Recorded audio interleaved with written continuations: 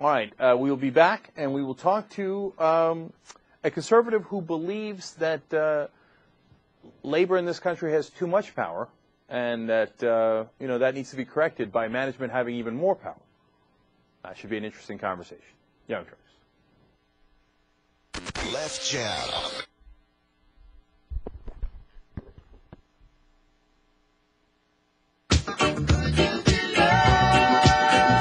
All right, back on the Young Turks. Fascinating interviews. That's what we do. And we're going to do that right now with David Vigo. He is the president and CEO of EMS. And he is opposed to some of the actions that President Obama is taking with the National Labor Relations Board. David, welcome to the Young Turks. Oh, thanks for having me on. I appreciate that, Jink. All right. Great to have you on. So let's have a fun conversation. What's Obama doing wrong with the NBLR? NLRB? Well... My bad. Yes, NLRB. Got misspelled twice here. I know. A lot of people aren't familiar with it, and that's part of the problem, to be quite honest with you. But, he appointed Craig Becker to the board of the National Labor Relations Board, and Mr. Becker is a longtime Service Employees International union attorney, and has some pretty radical views on how union organizing should be done, and despite the fact that the Senate voted down the president's recommendation, the president appointed Mr. Becker on a recess appointment anyway. And let me jump in there. So far, that's fascinating because you said he's a longtime union attorney, and he was appointed to the National Labor Relations Board. Isn't that the most logical thing you've ever heard in your entire life? Well, not really. Why not? Well, the people that are appointed that are supposed to be impartial because the board is designed to make sure that neither side, business nor unions. How do you find these mythical people who are not either employers or employees? Are they all... I mean, where are they from? Are they from the Bahamas? Jake, What's going on? It's tough. It really is, and I understand that. But you can find people that are more rational in their thinking and more middle of the road, and will look at both sides of the argument. And, well, David, let me ask you, speaking of both sides of the argument, have you ever been opposed to anyone from management being on the National Labor Relations Board? Actually, there are some people that I probably would be, but they haven't. But that's theoretical. Nominated. You actually haven't been, though. Well, no, because they haven't nominated anybody like that. Okay. You have to understand something. So there are people. No, I'm sorry. I don't mean to cut in. I'm going to let you finish. Please let me finish. No, I hear you on that. I just want to get clarity on it. You're saying that there are people who are in management on the board, and you don't mind them, but theoretically, somebody could be appointed for management that you wouldn't like, but that hasn't happened yet. Well, not since I've been monitoring this in the last 5 to 6 years, okay? Okay. But you have to understand something with Craig Becker. This guy is openly stated that, he doesn't believe that companies should have any say or any opportunity to talk to their employees about the organizing process. Well, that's pretty one-sided. Well, now that's your interpretation of what Becker is saying. My guess is that Becker is saying that the union should be allowed to organize without, he would frame it as, without management intimidating the workers. And you know that has happened in the past, managers intimidating people. No, Jake, let's back up. No, he has said that. That is documented, okay, number one. Number two is, I agree with you, and I'm not, let me make this very clear. I'm not anti-union. Have you read my book? No, I haven't. Okay, well, it would probably be a good idea. I've managed union plants in the past, okay? And I've done very well working with the union employees, and I have no problem with the rank and file at all. What I have a problem with is when you have people in power that are trying to force unionism on people that aren't interested in it. And in this particular case, that's what's happening. And quite honestly, it has nothing to do with the rank and file. It has nothing to do with whether the people are interested or not. It has everything to do with politics. All right, David, before we go on, and I when people come on, I like to talk about their books. I have to be honest, your PR folks, I don't think gave me the name. Is it Devil at My Doorstep? Yeah, the Devil at My Doorstep. Okay, all right. So, and who's the devil in that case?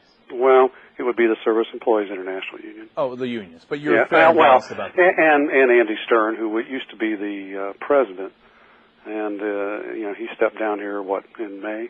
All right, David, do you get that calling the SEIU, one of the largest unions, the devil doesn't sound balanced? I think that you have to understand that if you went through what I went through, the devil would be maybe a pretty easy term. Okay. All right. Okay. Well, you're honest about that. Okay, I got you. So that's where you stand on it. By the way, I understand you're non-union too, right? No, I am, but I don't really care. To be honest, union's not my thing. And, there's this, image out there that progressives are all funded by the union. So I've never seen a nickel from those folks, okay? So... Well, I just know, I saw you had an interview with Fast Company back last December, and you made a point saying you're non-union, so... Oh, I see what you're saying. No, I happen to be an AFTRA, but this is not a union shop. That's what I'm saying. Yeah. So, look, I'm not like, oh, wow, unions rock, and they're going to solve all the things. But, David, look at what's happened in this country, right? So it used to be that in the 1950s, a third of the country was in unions. Now, only 7% of the country is in unions. Mm-hmm. And what's happened? We've had enormous wage stagnation, and it doesn't look like it's helped the workers at all that we've gotten less union representation. When you look at the macro numbers, isn't that what you see? Well, in some respects, you're correct. But in the other respect, we also are at a point in our economy where we're in a severe recession. And a big part of it is because of a lot of the competition now overseas can undercut our American business. And some of it has to do with wages, some with benefits, some, quite honestly, with businesses not managing as well as they should. I mean, there's a lot of things involved, but you just can't look at it and say, hey, it's all one thing that's caused the problem. Well, on the other hand, you can say, look, Reagan went after the unions, and it worked. They got a lot less unions in the country, and it's... Well, that's not really what's caused the problem, but I'll be happy to discuss that. But I'm saying, look, I hear what you're saying. Look, there's a lot of different problems that are a lot of different factors. But the idea was, hey, if we go after the unions, there's less unions, that American trade and manufacturing will flourish because the unions are keeping down the steel mills, et cetera. And that didn't really prove true. I mean, because the manufacturing got decimated, and it turns out it didn't really have anything to do with the unions. Well, that's really not true. The fact is that a lot of this started before that. Back in the 40s and 50s, 35% of the workforce was union employees, and I'm talking about the private sector, okay? Right. And today you're talking about the private sector. You're talking about 7%. And right. A lot of that, what happened? I don't know if you're familiar with the Taft-Hartley Act, mm-hmm. but that was passed in 1947. Right. And prior to that, they had in effect basically card check. What the unions are trying to get back now through the Employee Free Choice Act. Okay? And, right. And Congress, in its wisdom, understood that a lot of people were being abused by union intimidation to get people to sign cards to become union. But, David, look, I'm not saying there isn't union abuse. I'm positive that it's happened throughout history. I'm positive it happens to some degree now. But there's also... Jake, it happens to a lot of degrees now. I've been through it, trust me. Right. No, I understand that. But, David, do you understand that the reason the unions existed in the first place is because there was enormous management abuse, and if there is not collective power on the part of the employees, it opens up enormous management abuse again. And part of that abuse, honestly, in the country has been depressed wages. Our wages since 1980 have gone nowhere. Well, the top 1% have increased by about 300%, and the rest of us are dead flat. Well, I have to disagree with you. Well, those are numbers, though. No. I'll give you a real-life experience, okay? I'm in the cleaning business. We're a commercial cleaning company, okay? We're a janitorial company. We operate across the nation in 36 states, okay? Okay. When I left the company I was with, and if you read my book, you would see and understand some of these things, but when I left the company I was with, back then, people were being paid about $3.35 an hour. Okay? Okay. For janitorial. Okay. Today, it's 3 or 4 times that.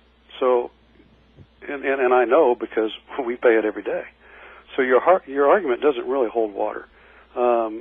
Things have progressed for everybody, okay? And No, but David, no. And let me tell you, but David Bego is the author of The Devil at My Doorstep. But David, that doesn't make any sense. I gave you macro numbers. Well, but you're not looking at. Hold on now. Jake, wait a minute. You got to look at real life.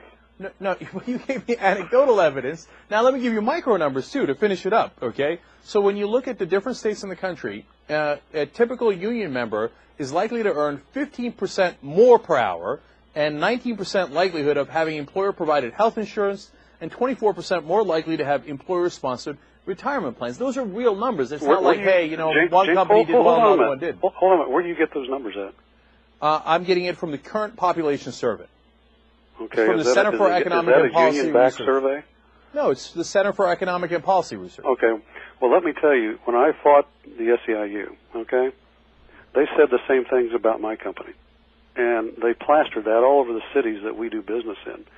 And the truth, Jake, is that my people made more money and had access to the same or better benefits than the SEIU people. Now, David, I'm not even going to dispute that because I don't know what your company's about. And if you do that, that's fantastic, okay? But your company isn't the whole country. And if you do it voluntarily, great. But I'm showing you numbers that show you that the other companies do not voluntarily do it. Well, but you're looking at averages, and there's a lot of people, a lot of companies that do very well. And it's just like unions. There's unions that aren't as professional as they should be, and there's companies that aren't as professional as they should be. But, David, don't you see we have to look at the averages? That when you look at the overall, hey, what should we do? Should we have more unions, less unions, et cetera, et cetera? You look at the numbers and you see, wow, people with unions, they get paid more, they get better benefits. The proof's in the pudding. And they lose more jobs. Jake, let me give you an example. Wait a minute. Unions have gone down, and we continue to have more a loss of jobs, so that's also in the numbers. No, let me give you an example. Okay? Several years ago, we cleaned a large manufacturing company that provided parts to the automotive industry, okay? And our people were all non-union. We cleaned the plants. And this particular company went to the United Auto Workers and said, look, we can't compete anymore. The auto companies are going to other suppliers. We need you to sit down with us and work out some type of program where we can be more competitive. And, I had no input into this, okay?